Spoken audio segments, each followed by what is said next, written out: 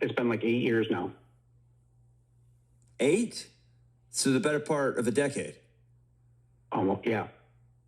Okay, so you've been in this, having this affair with this other person for almost as long as halfway, as long as like 50% of your marriage. You've had somebody else. Yeah, not quite, but yeah. Okay, how can I help you? I don't want to go through divorce. Never planned this. Bro, hold on. This isn't a one night stand. This is an 8-year long sexual and emotional affair.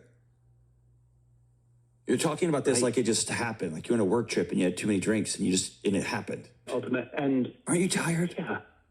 Yeah. It was amazing and exciting as it's happening. And then you just realize the marriage you have is over. The best shot you have, if you want to keep that charade going, is to exhale and to put everything on the table, and maybe your wife will choose to rebuild something new with you.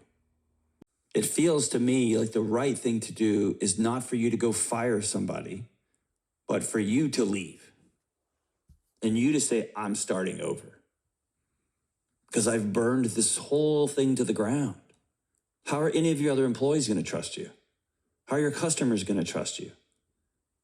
So, this fool, right, started sleeping with the intern, the hot young college intern, you know, and then, because he was the top manager at the company, and then, made sure she had a job, you know, and now 8 years later, he realizes he's locked in because if he stops messing with her or fires her because she's terrible at her job or whatever the case may be, he is probably on the hook for a lawsuit.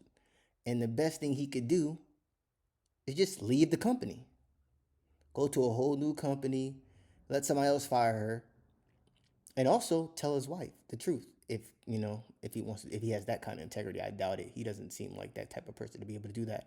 But he definitely should leave the company because he is not in a position of power at any given time. Even though she hasn't said anything to him, she can always pull that card on him. And he realizes that 8 years later, like an idiot. That's why you don't sleep with employees and you don't sleep with your coworkers and things like that, because you put yourself in bad situations.